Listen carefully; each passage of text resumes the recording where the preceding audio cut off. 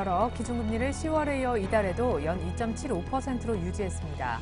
10월부터 수출이 회복돼 올해 3분기를 저점으로 국내 경기가 완만한 상승세를 보일 수도 있다는 전망과 우리 대선이 한 달여 앞으로 다가온 데다 미국과 중국도 새 정부 출범을 앞두고 있어 주요 국가의 경제정책 방향이 정해지기 전까진 일단 지켜볼 필요가 있다는 정책적 관점도 동결의 주 요인으로 판단되고 있습니다.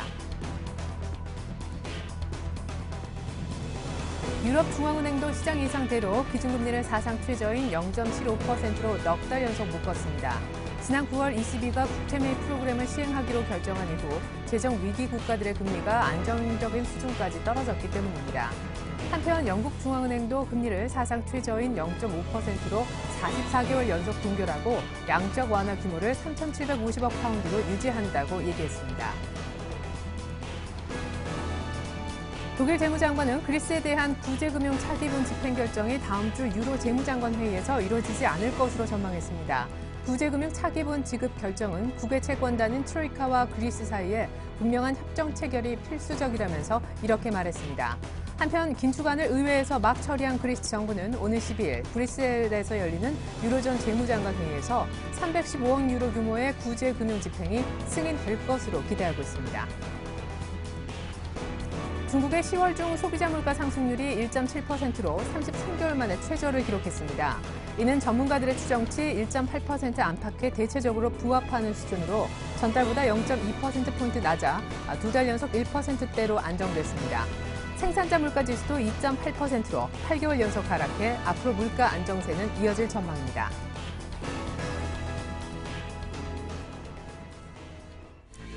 안녕하십니까. 오늘장 내일장의 최리나입니다. 확실히 조용한 여느 금요일장과는 다른 모습입니다. 이틀 연속 코스피가 하락하면서 1,900을 이탈한 오늘 아침장 혹시 보셨는지 모르겠는데요. 1,900은커녕 1,880선까지 깨진 바 있습니다. 기술적으로 경기선이 위치한 121선까지 한번 건드렸다는 얘긴데요. 그나마 지금은 1,900선이 회복이 되면서 낙폭이 많이 줄어 있습니다. 코스닥도 지금 9일 연속 상승으로 장중에 턴을 했는데요. 무엇보다 물가가 너무 안정돼서 중국마저 경기가 침체 국면 아니냐는 부정적 해석 속에 마이너스권에서 출발했던 중국 상해종합지수의 상승 반전이 모두 잡혔고요. 미국에서 드디어 8천억대 집단 소송이 연비과정 이슈로 걸렸다는 자동차주도 장 초반보다는 낙폭이 많이 줄어들어 있기 때문입니다. 대외적으로는 재정절벽 우려에 유로존 리스크가 지금 더 추가된 양상인데요. 일단 1,900선으로 올라온 것 괜찮아 보이죠? 먼저 코스피 쪽 흐름을 체크해드리겠습니다. 네, 수급은 그다지 좋지 않은 편입니다. 외국인들의 이틀 연속 현물 매도, 무엇보다 엊그제부터 3일 연속 쏟아져 나오는 프로그램 매물이 오늘만 한 2천억가량 잡히고 있습니다. 비차익 비등비등한데요. 코스피는 오늘 1,879까지 저점을 찍었다가 1,905선까지 빠르게 올라와주고 있습니다. 외국인들 선물은 사주는군요. 세 번에 코스닥 쪽으로 갑니다. 코스닥 역시 오늘 형님이 크게 밀리니까 같이 9일 만에 반락했다가 어제의 뒷심 오늘도 나옵니다. 개인이 지금 매도로 전환했음에도 불구하고 기관만의 나홀로 매수로 오늘 역시 상승세를 계속해서 이어가는 놀라운 코스닥은 520선까지 올라와 있습니다. 이번에 원달러 환율의 흐름을 좀 볼까요? 1,087원, 오늘 다시 1원 60전가량 빠지는데요. 오늘 장중에 3원가량이나 오르면서 1,090원이 위로 살짝 뚫린 바 있습니다. 개장 초반의 흐름이었었는데 지금은 장중에 하락 반전하면서 1,080원대 후반으로 다시 원화 강세가 이어지고 있습니다. 네, 계속해서 오늘장 내일장 1부에서 준비한 소식을 먼저 보여드리겠습니다.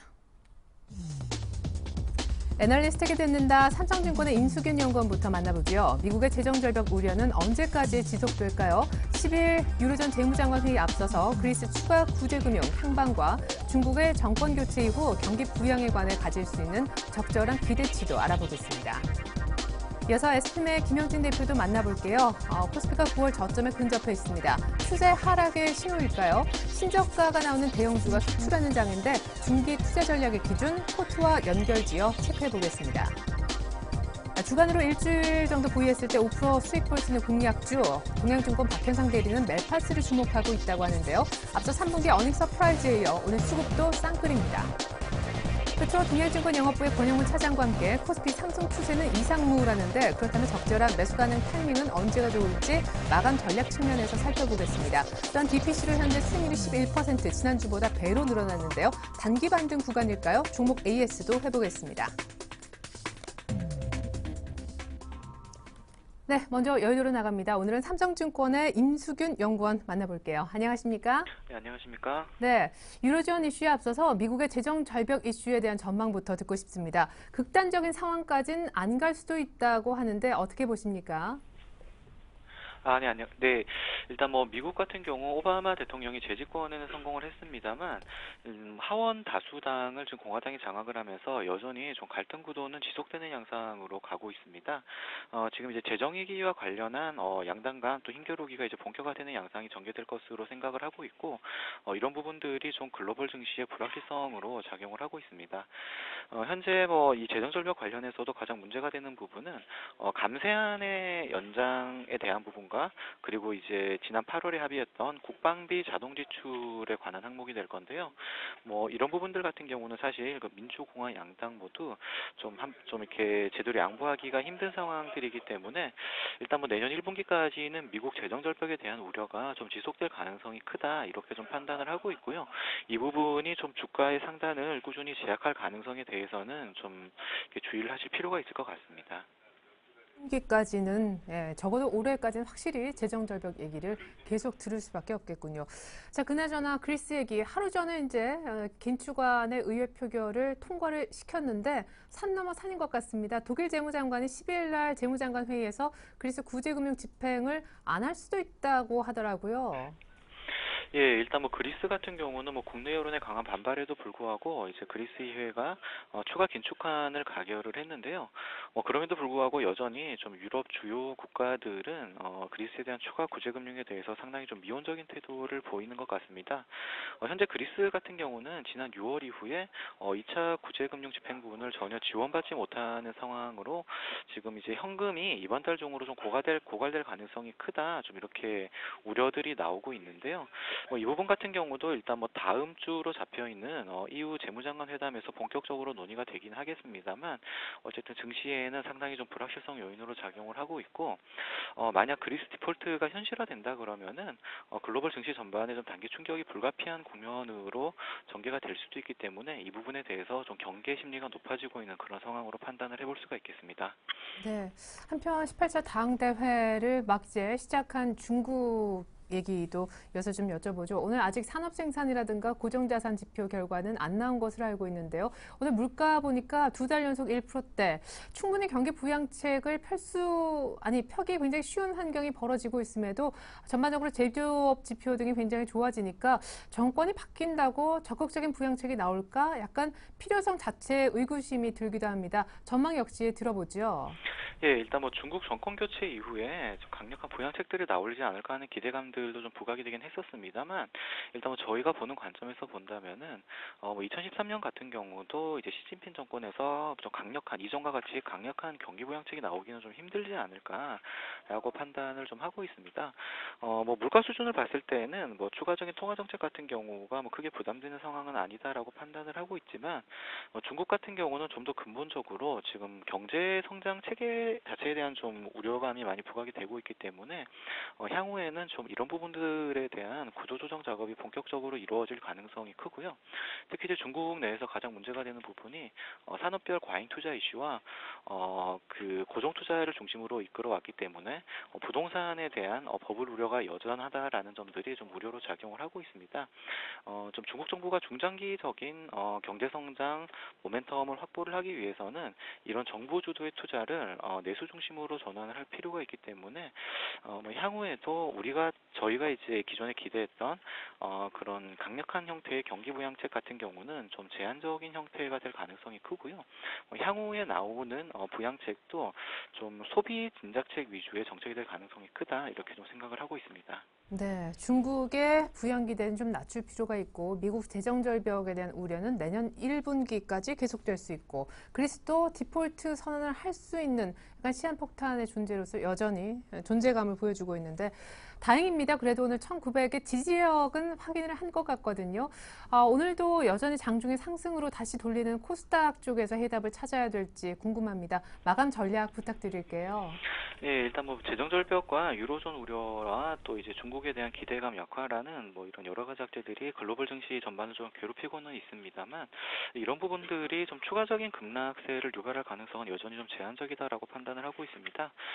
그 이유는 이런 악재들이 이미 좀 기존 증시에 충분히 반영된 측면들이 있고 어쨌든 지금 11월 이후부터는 이런 데 대한 불확실성들이 조금씩 해소되는 장세들이 나타날 것이기 때문에 향후 주가 흐름 같은 경우는 1900선을 전후해서 좀 바닥을 다진 이후에 좀 완만하게 반등하는 형태로 흘러갈 가능성이 크지 않을까라고 생각을 하고 있습니다.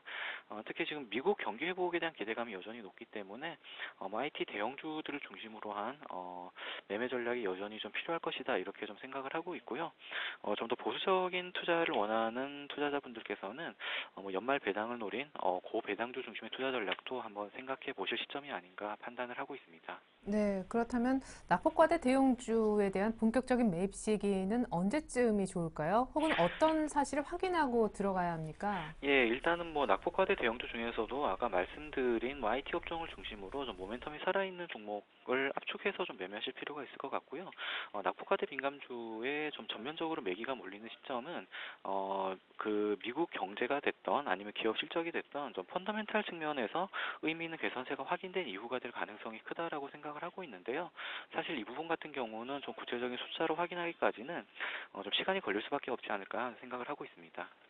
본격적인 펀더멘털 개선이 있지 않는 한 낙폭과대주 매입은 조금 리스키할 수도 있겠군요. IT 혹은 약간 보수적인 투자자라면 연말 배당을 노리고 투자해보자는 말씀 들어봤습니다. 삼성증권 임수균 연구원의 분석이었습니다. 감사합니다. 네, 감사합니다.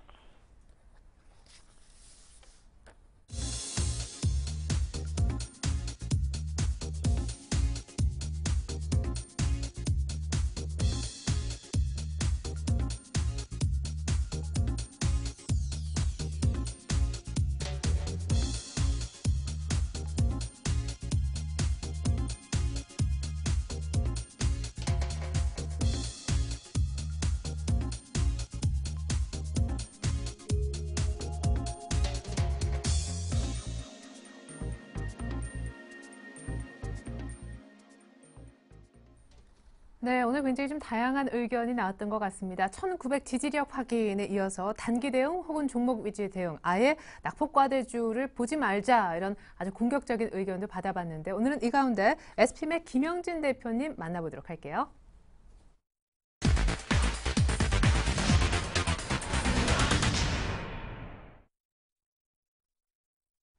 네, 대표님 예, 안녕하세요. 안녕하십니까? 네, 시장 흐름이 정말 안 좋은 것 같아요. 21선 돌파 후 1930선도 넘어갔었는데 오늘 웬일입니까? 9월 거의 저점 부근까지.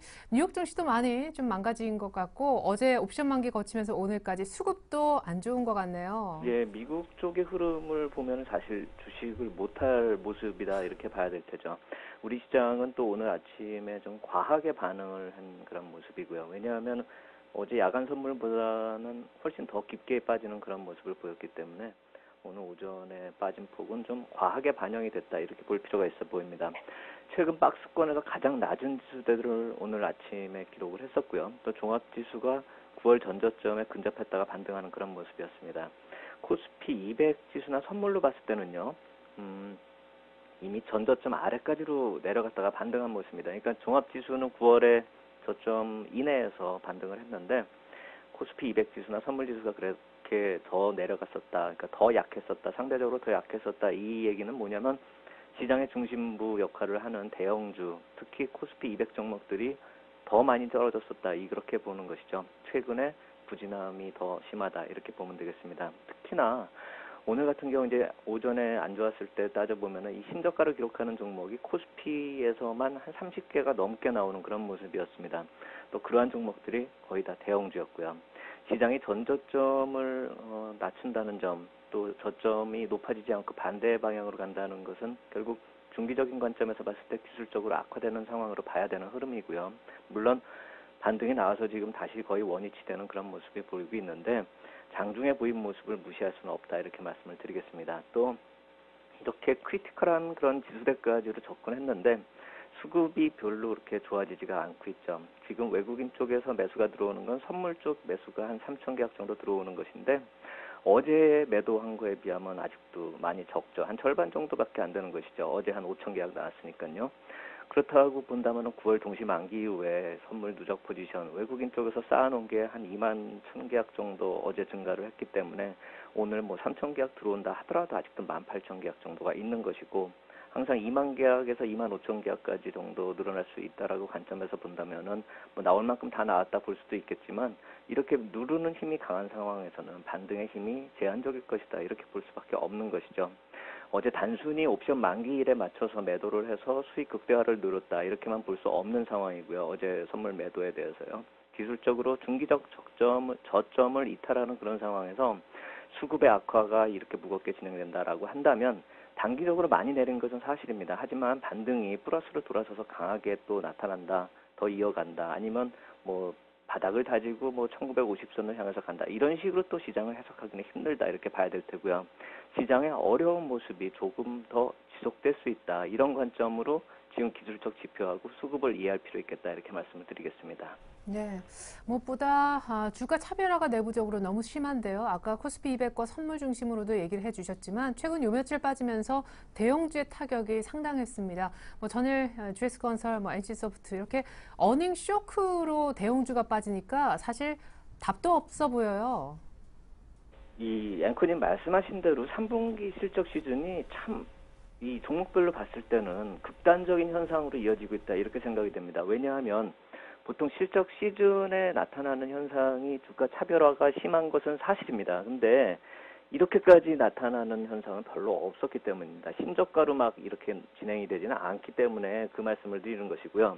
근데 문제는 뭐냐면은 이런 시장 내부적인 흐름에서 3분기 실적 시즌 그 막바지에 이 급락 종목이 나타나고 있는 것을 어떻게 해석할 것인가 이 점인데요. 저 관점을 한번 봐야 될 것 같습니다. 이것은 이번 실적 시즌으로 끝나는 게 아니라 향후에도 한두 분기가 더 지속될 수 있다. 이런 관점에서 놓고 본다면 좀 중요하게 인식해야 될 것이 있는데요. 이번 3분기에 나온 실적 발표를 놓고 봤을 때는 어떤 관점에서 놓고 봐야 되냐면 지난 2분기를 지나면서 이 Q2 효과가 일단락되는 시점에서 Q3가 효과가 별로 없다는 그런 상황 속에서 3분기 쪽에서의 실적이 기업별로 어떻게 영향을 미치느냐. 결국 두 가지 관점에서 봐야 됩니다. 이 저성장 속에서 업종별 영향이 어떻게 나타나는가 하고 산업 사이클상 그동안의 이 QE가 나타나면서 업황의 흐름과 위치가 산업 사이클상 어느 위치에 있는가. 이것이 3분기 실적 시즌의 수치로 확인이 되는 양상이다. 이렇게 보셔야 되는 것이죠. 이러한 변화가 단기적으로 마무리될 수 없다라는 것은 결국 어떠한 산업 사이클상의 흐름으로 이어진다라는 관점에서 놓고 보면 이건 중기적인 흐름으로 이어지는 그런 모습이기 때문에 아까 말씀드렸듯이 한두 분기가 더 지속될 수 있는 상황이다 이렇게 말씀을 드려야 될 테고요. 그런 관점에서 놓고 본다면 이번 실적 시즌 후반부에 나타나고 있는 주가 차별화가 중기적으로 투자 전략 수립에 좀 핵심적으로 좀 받아들여야 된다 이 말씀을 드리는 것이고요. 그렇다 해서 뭐 신저가 종목이 뭐 앞으로 한두 분기가 더 신저가를 경신한다 이런 얘기를 말씀을 드리는 것이 아니라 주가 차별화가 지금 3분기에 나타났었던 기업 이익이 좋게 나오는 부류하고 좀 안 좋게 나오는 부류가 그러한 추세가 한두 분기 더 이어갈 수 있다라는 그런 관점에서 좀 이해할 필요가 있다 이 말씀을 드린 것입니다. 우리가 한번 예를 들면서 이 주가 차별화가 나타나고 그동안에 어떤 단어로 표현하는 게 적절할까 따져보면 뭐 패러다임 시프트 요새 그 나오는 그런 단어가 한번 좀 떠오른다 이렇게 말씀을 드리겠는데요.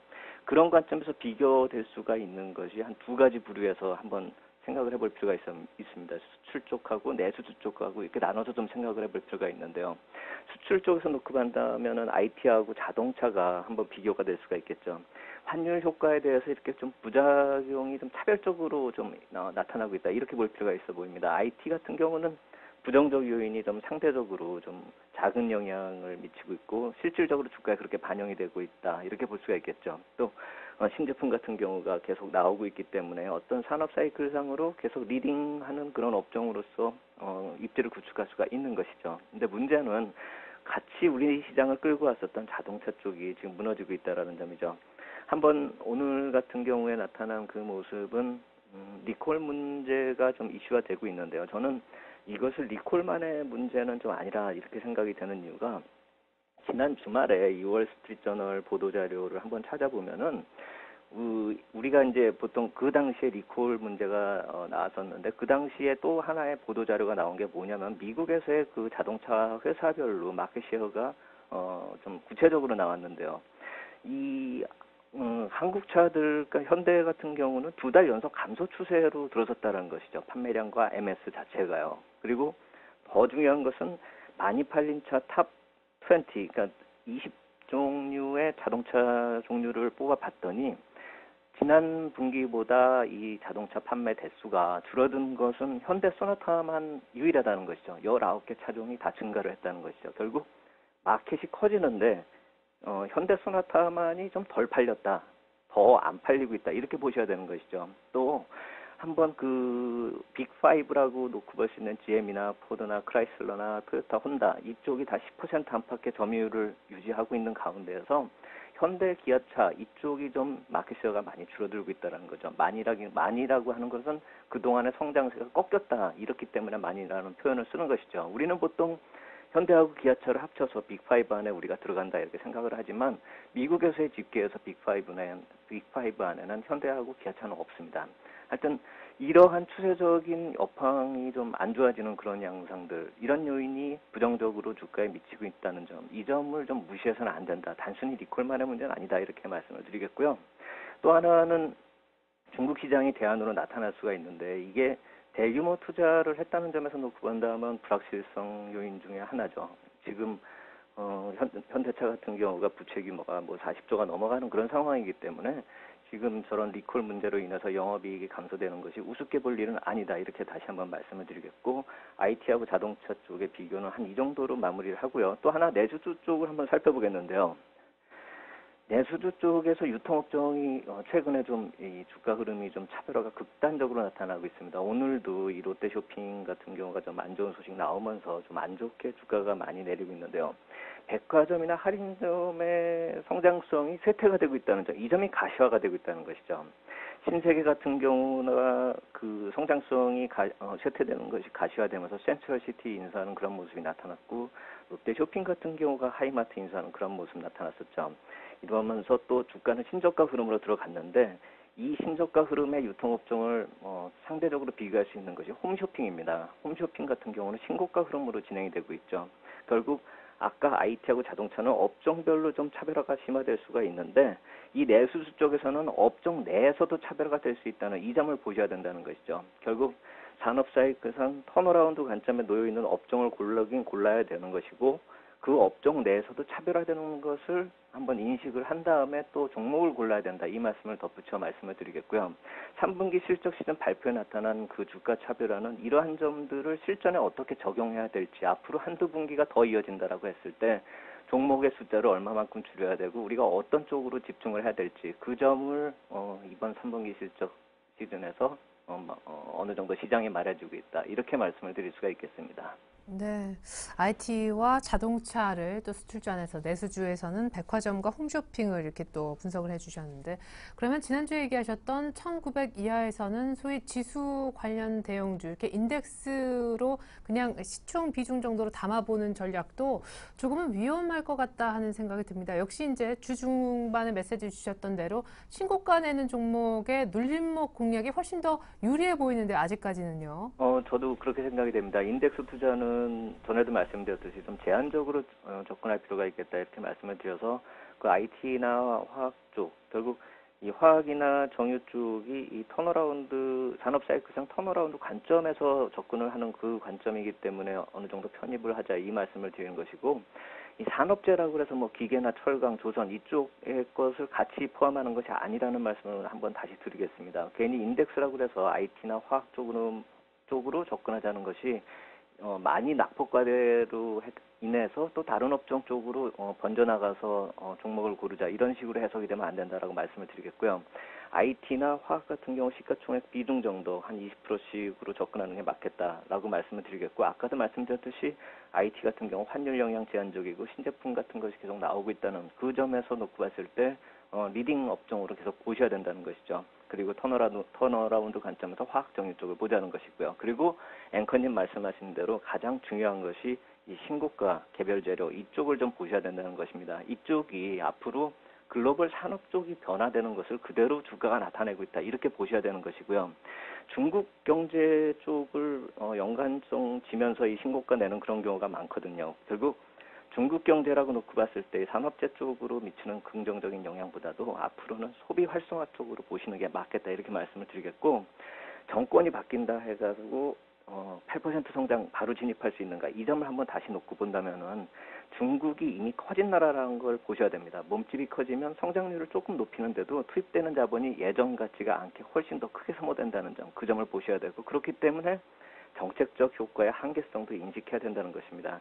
결국 산업재 쪽을 중국과 연결지을 것이 아니라 지금 신고가 개별 재료 중에서 상당히 중국하고 밀접한 관계가 되는 그런 종목들이 앞으로 중국의 정권이 바뀌면서 나타나는 수혜주로 또다시 떠오를 수 있다는 점, 그 점에서 보시고 신고가 좀 접근할 필요가 있겠다 이렇게 말씀을 드리겠고, 인덱스 투자의 경우는 전 아직 바닥을 잡았다 이렇게 생각이 안 되기 때문에 이번에 저점은 아마 요 전 저점을 좀 더 낮출 수 있다. 아까 초반에 말씀을 드렸듯이 기술적으로 안 좋은 흐름이 지속되고 있기 때문에 인덱스 투자는 아주 좀 제한적으로 접근할 필요 있겠다. 이렇게 말씀을 드리겠습니다. 네, 그러면 신고가 개별주 포트의 한 20% 정도 지난주보다 약간 비중을 높여주신 것 같은데요. 그 비중 다시 한번 끝으로 설명을 부탁드리겠고, 신고가 종목 전일에는 한 4종목 정도 보내주셨더라고요. 예, 그렇죠. 신고가 종목 그 개별적으로 그 보유한 그 비중은 10%에서 한 20%로 늘렸습니다. 이번 주에. 네. 왜 늘렸냐면은 종목들이 이 실적 시즌 마무리되면서 좀 조정을 거치는 종목들이 많아졌습니다. 그렇기 때문에 그 비중을 이제 조정받으면서 비중을 높이는 차원으로 인식을 하시면 될 것 같고요. 아까도 말씀드렸듯이 신고가 쪽에서는 홈쇼핑 쪽을 빼놓을 수가 없고요. 자원개발하는 그쪽도 빼놓을 수가 없습니다. 대우인터내셔널 같은 경우는 사업이 어느 정도 가시화되는 그런 효과가 나타나고 있죠. 그쪽도 한번 좀 살펴볼 필요가 있겠다고 생각이 되고, 구조적으로 좀 체질이 변하고 있는 KT 같은 통신사 이쪽도 좀 신경을 많이 써야 된다라는 생각이 듭니다. 결국 우리가 신고가라고 생각했었던 것이 통신주가 주가가 뭐가 좋아, 배당이나 받지 이런 식으로 접근할 것이 아니라 구조적으로 바뀌고 있다는 점, 결국 아까 말씀드렸듯이 어떠한 변화의 맥이 3분기에 좀 짚어졌다. 이 점 관점에서 놓고 종목별로 접근할 필요 있겠다. 이렇게 말씀을 드리겠습니다. 네, 우리가 그냥 기본적으로 생각했던 중국 하면 그냥 화학, 기계, 그리고 통신하면 배당이나 받지 이런 생각 자체를 좀 빠르게 바꿔야 될 시점이 왔다 하는 생각이 듭니다. 감안한 포트 전략까지 잘 들었습니다. SPM의 김영진 대표님의 말씀 들어봤습니다. 분석 감사합니다. 감사합니다.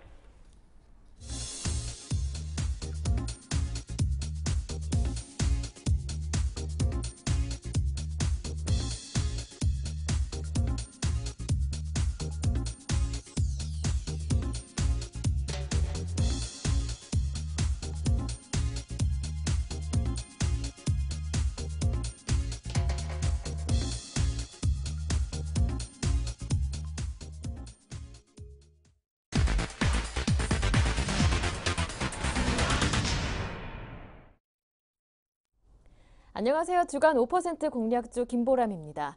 오늘도 일주일 동안 5% 수익을 내드리는 종목을 찾아드릴 텐데요. 그 전에 지난 추천 종목들의 수익률부터 확인해 보겠습니다. 먼저 동양증권 박현상들이 빙글에는 20% 정도 수익을 내다가 오늘은 살짝 수익률이 줄어든 모습인데요. 그래도 18% 가까운 수익률, 목표가는 이미 도달을 했었죠. 현재 1위 자리 꿋꿋하게 지키고 있습니다. 1등을 바짝 뒤쫓는 게 그 아래의 JB스탁 이정복 대표의 아모텍인데요. 어제 급등에 이어 오늘도 추가적으로 오르면서 목표가 도달은 물론이고 수익률은 15%입니다. 이번 주 화요일 종목이었으니까 불과 3거래일 만에 이런 성적이 되겠죠. 전진우 팀장의 로만소는 현재 4% 손실, 이기택 과장님이 어제 재추천하신 종목 CS는 현재 매수 가격 부근이고요. 박지훈 과장의 MK전자는 2% 손실입니다. 네, 이 가운데 오늘은 지난주부터 꾸준하게 1등 자리를 내주지 않으시는 동양증권 박현상 대리 만나보겠습니다. 안녕하세요. 예, 안녕하세요. 네, 빙그레가 지난 2주 동안 정말 많이 무섭게 오르는 모습이었는데요. 애초에 말씀해 주셨던 기존 목표 가격 11만 5천 원은 물론이고 어제는 장중에 13만 5천 원까지 올라가던데요. 지급 수익 실현을 하는 게 맞을까요? 조금 더 보유하는 게 맞을까요? 일단은 제가 추천드렸을 때 기억을 해보시면은 시장 자체가 어떻게 될지 모르기 때문에 일단은 방어주 개념이면서 혹은 기간 매수가 같이 들어온 종목을 매수하자라고 말씀을 드렸었고요. 그때 매수 가격대는 신고가 나기 전 가격이었어요. 즉 신고가를 목표로 하기 때문에 일단 차트가 어떻게 보면 어느 정도 조정을 받을 때 매수를 하자는 논리였고요. 일단 논리상으로 조합을 해보자면은 최근 시장이 돌아가는 걸 좀 이해를 하실 텐데 오늘은 좀 스마트폰 부품주들이 지금 굉장히 터치 관련된 부분들이 굉장히 잘 가고 있고요. 특히 뭐 디스플레이텍이라는 인디스플레이 같은 경우는 지금 거의 상한가 8% 이렇게 올라가고 있는데 그만큼 확인을 해보시면은 어떤 느낌이 드시는지 모르겠지만은 시장이 굉장히 빠르게 돌아가고 있다라는 거는 확인할 수가 있을 거예요. 특히 코스닥 쪽에서는 우리가 정신이 없을 정도로 계속 빨리빨리 시장 변화가 예상이 되고 있고 얼마 전까지만 해도 모바일 결제주들 같은 경우가 굉장히 좋았는데 오늘은 4%에서 8% 정도 마이너스가 나고 있는 것으로 확인될 수가 있고요. 그러나 코스닥은 플러스가 나고 있고 즉 내가 가진 포트 안에서 어떤 종목이 들어가 있느냐에 따라서 굉장히 수익률 차이가 급격하게 변할 것으로 예상이 되고 있습니다. 그만큼 시장이 급격하게 변화하고 있고 종목은 압축이 되고 있다는 현상으로 말씀드릴 수가 있겠고요. 이렇게 좀 나름 장황하게 최근 시장을 말씀을 드린 이유도 빙그레 에 대해서 말씀을 드릴 수가 있을 텐데 일단 최근 시장 자체에서 신고가 난 종목은 절대 팔 필요가 없습니다. 그렇기 때문에 저번에 11만 원 중반대에서 신고가를 나면서 지금 가고 있는 상황 속에서는 차트가 세게 무너지기 전까지는 일단 버티시면서 수익을 계속 만끽하시는 전략까지 말씀드릴 수가 있겠고요. 오늘 수급을 살펴보시자면은 외국인들은 지금 계속 팔고 있긴 하지만 빙그레 그 기관은 지금 계속 들어오고 있어. 오늘도 역시 지금 한 2시 정도의 수급이지만은 기관에서 좀 플러스가 기관에서도 좀 수급이 들어오고 있는 모습을 볼 수가 있기 때문에 일단은 홀딩의 전략까지 지난주에 이어서 계속 말씀드릴 수가 있겠습니다. 예. 네, 일단 빙그레는 홀딩 전략을 말씀해 주셨고요. 네네. 앞서 말씀해 주시면서 시장은 빠르게 변하고 있다 말씀해 주셨는데 그렇다면 오늘의 관심 종목은 코스닥 중에 IT로 추려볼 수 있을까요? 예, 뭐 그렇게 좀 생각이 들 수가 있을 거라 좀 아마 예상 다 하실 텐데요. 예. 오늘의 종목은 좀 멜파스입니다. 멜파스 보시면은 오늘 신고가가 났어요. 만약에 어제 저희 방송을 했다라면 어제라도 추천을 드릴 수가 있을 텐데 일단 뭐 터치 만드는 업체라는 것까지는 당연히 알고 계시고요. 터치 스크린 및 일단 터치 모듈 개발하는 솔루션 업체라고 보시면 될 것 같습니다. 10월 26일에 멜파스가 실적 발표를 했거든요. 했을 때 3분기 차당 최대 실적이 나왔어요. 영업이익률이 100% 이상이 급증이 나왔었고요. 그래서 시장에서 반응은 4분기도 역시 이 종목은 갈 수 있다라는 판단을 한 것 같습니다. 그렇기 때문에 수급을 살펴보시면은 아마도 보시다시피 오늘 외국인 기관 쌍끌이가 지금 들어오고 있고요. 어제도 역시 쌍끌이가 들어왔어요. 실적이 확인된 다음에는 기관 매수 여기 보시면은 11월 2일부터 기관 매수가 들어오는 걸 확인할 수가 있겠고요. 이런 기관 매수가 이어지면서 신고가가 나는 한 일단 어느 정도 즉 매수가 끊기지 않을 정도라는 전제가 있으면은 종목은 더 간다고 보시면 될 것 같습니다. 일단은 목표가로 봤을 때는 전 고점 부근인 보시면은 27,000원까지 볼 수가 있겠고요. 손절가로는 23,500원. 매수는 뭐 프로그램 특징인 만큼 구매 종가로 같이 말씀드릴 수가 있을 것 같아요. 특히 매매를 하시는 데 있어서 최근에 이렇게 신고가 나는 종목들 투자자분들 굉장히 많이 걱정하십니다. 예전에는 신고가 나는 거 따라 잡았는데 바로 그날 기간이 매도세로 돌아서면서 종목이 빠졌다. 그래서 박스권 하단으로 이탈을 하면서 일단 뭐 손실을 복구할 수 없을 정도로 많이 빠졌다. 이게 굉장히 많이 걱정을 하시는데 지금 시장 특징 자체가 신고가 정하는 종목들로 매기가 쏠리고 있기 때문에 작년이나 올 초에 정도의 그런 시장과는 성질이 좀 많이 바뀌었다고 보시면 될 것 같아요. 일단 뭐 기관 매수가 들어오는 종목들만 수급을 체크하셔가지고 매수가 들어오는 한 일단 손절을 하지 말고 계속 버티는 전략까지 같이 첨언해 드릴 수가 있겠습니다. 나흘째 급등하고 있는 멜파스 일단 지금 가격도 부담스러운 자리는 아니다 보십니다. 오늘 종가의 공략이 가능하겠고요. 목표가는 27,000원이었습니다. 네. 말씀 잘 들었습니다. 예, 오늘 도움 말씀 고맙습니다. 네, 감사합니다. 지금까지 주간 5% 공략주 김보람이었습니다.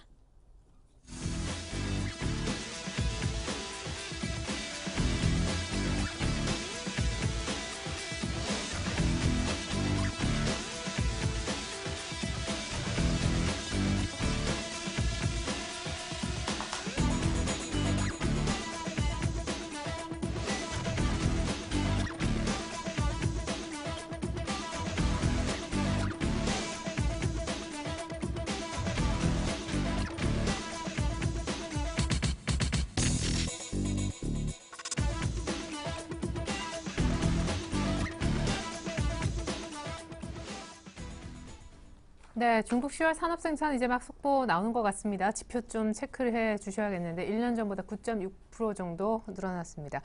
지금 현재 수급이 좀 바뀌고 있어요. 기관이 매수 전환했고요. 유가증권 시장에서 외국인은 2,200억 넘게 현물 쪽 순매도 규모를 키우고 있습니다. 코스피는 현재 1,906선.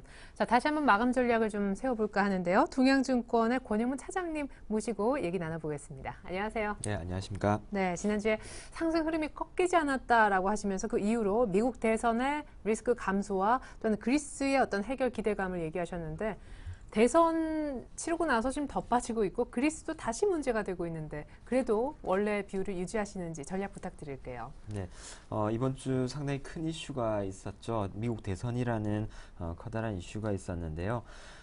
결국에는 오바마 당선 이후에 소폭 이제 상승하는 흐름을 보여주었다가 이제 어제 오늘 크게 밀리는 모습을 보여주고 있습니다. 뭐 한간에는 좀 뭐 우스갯소리로 네. 그 버락 오바마라고 해서 뭐 증시에 벼락 뭐 이런 얘기들도 나오고 하는데 사실상 뭐 오바마의 당선 가능성은 이전부터 점쳐져 왔었던 부분들이고요. 그런 부분들이 설사 바뀐다고 하더라도 지난주 제가 말씀드렸다시피 어떤 그 3차적 완화 기조 자체를 꺾기에는 롬니 후보가 된다고 하더라도 어렵지 않겠느냐라는 점에서 기존의 어떤 대선 리스크 자체로 시장의 추세를 꺾을 만한 요인은 되지 못한다라고 말씀을 드렸었는데 그렇다면 어제 오늘 왜 이렇게 시장이 빠지느냐라는 부분들에 대해서 각 지역별로 해서 어떤 그 변수들이 있는지를 한번 점검을 해 보도록 하겠습니다. 우선 뭐 미국 쪽부터 먼저 한번 보시면 좋을 것 같은데요. 미국 쪽에는 버락 오바마가 당선은 됐지만은 이번에 대통령 당선뿐만이 아니라 상하원 의원들까지도 이제 바뀌게 되었습니다. 특히나 이제 뭐 상원 같은 경우에 3분의 1 정도가 새로 뽑게 되었고요. 그리고 하원 같은 경우에는 이번에 역시나 다시 그 공화당이 장악을 하게 되었죠. 우선 상원과 하원의 어떤 특성이 좀 다르다라는 점부터 한번 나누어 볼 수가 있겠는데요. 상원보다는 하원이 어떤 미국의 세입 세출 결정에 중요한 역할을 한다라는 점에서 향후에 이제 오바마가 지난 정권 때 보여왔듯이 정치적 불확실성이 또 증대되는 것이 아니냐라는 우려가 시장에 나왔습니다. 지난 4년을 돌이켜 보더라도요, 오바마가 뭐 주장을 했었던 부분들이 의회 반대에 직면을 하면서 실질적으로 그 액션이 취해졌던 부분들은 좀 많지 않았던 것임을 좀 기억에 되새겨 볼 필요가 있겠습니다. 그러한 불확실성이 증대가 됨으로 인해서 결국에는 재정 절벽도 우려하는 대로 우려하는 바대로 이렇게 되어서 시장이 불확실성을 키우는 것이 아니냐 이런 부분들이 커지게 되면서 어제 오늘 시장이 좀 크게 빠졌다라고 볼 수가 있겠습니다. 그리고 뭐 이번 주 5일날 그 그리스 쪽에서도 상당히 중요한 이슈가 하나 있었죠. 긴축과 개혁안 표결은 통과를 했습니다. 근소한 차이로 통과를 했었는데요. 그러므로 인해서 이제 300억이 좀 넘는 그러한 유로 지원을 보장을 받게 되었습니다. 일단은 뭐 그리스 쪽 같은 경우에는 한숨 돌린 상황이라고 볼 수가 있겠죠. 네. 당분간 일단은 잠시 쉴 수 있을 듯, 뭐 그리스 쪽에서 특별하게 뭐 큰 악재가 불고 나올 거는 잠시 좀 쉬어가는 국면이 되지 않겠느냐라고 예상을 해 볼 수가 있겠고요. 네. 그렇다라면은 이제 그리스 외에도 독일과 프랑스 사실상 양대 축이 어떤 유럽 재정 위기와 그다음에 봉합과 그다음에 어떤 이견의 차이로 인해서 어떤 시장의 불확실성을 키워온 게 사실인데요. 독일과 프랑스의 어떤 그 정치적인 대립 이런 부분들을 또 한번 짚어볼 필요가 있겠습니다. 독일 같은 경우에는 여전히 이제 메르켈 총리가 이끄는 어떤 우파의 어떤 정치적 성향을 지닌다라면은 프랑스 같은 경우에는 이제 올랑드 대통령이 정권을 장악하면서 이제 좌파 대통령이 프랑스 정권을 장악하게 되었죠. 일단 정치적 성향부터가 틀리다라는 점에서 이러한 이견 차이들이 나올 수 있는 근간이 된다라는 판단이고요. 큰 축을 이루고 있는 유럽 금융 동맹의 어떤 시기라든지 그다음에 ESM의 자본 확충의 문제에 대해서도 독일과 프랑스의 어떤 이견이 엇갈리고 있다라는 점입니다. 독일 같은 경우에는 금융 동맹의 시기 또한 천천히 하기를 원하고 있고요. 프랑스 같은 경우 빨리 하기를 원하고 있죠. 그리고 ESM의 자본 확충 같은 경우에도 독일은 좀 더 확인하면서 천천히 하기를 원하고 있지만은 프랑스는 빨리 하기를 원하고 있습니다. 그렇다면 이런 부분들이 어떻게 이견이 차이가 나느냐를 한번 볼 필요가 있는데 우선 이런 유럽 재정 위기 이후에 가장 수혜를 보는 국가가 독일이라는 점이죠. 독일의 어떤 탄탄한 제조업과 그다음에 기술력들로 인해 가지고 유로화 하락에 대한 그런 정황 속에서 수출이 많이 늘었고요. 그에 따라서 그 주위의 나라들은 독일의 수출이 늘면서 피해를 보고 있지만 유로화 하락에 대한 피해를 보고 있지만은 독일만은 나홀로 무역 흑자를 내면서 이러한 수혜를 고스란히 받고 있다라는 점이죠. 그래서 독일 입장에서 본다라면은 이러한 위기가 뭐 적절하게 통제가 되면서 지속이 된다라면은 향후에 이러한 유로화 약세 위기 국면이 독일에는 지속적으로 수혜가 될 거다라는 점이고요. 프랑스 같은 경우에는 좀 입장이 틀리죠.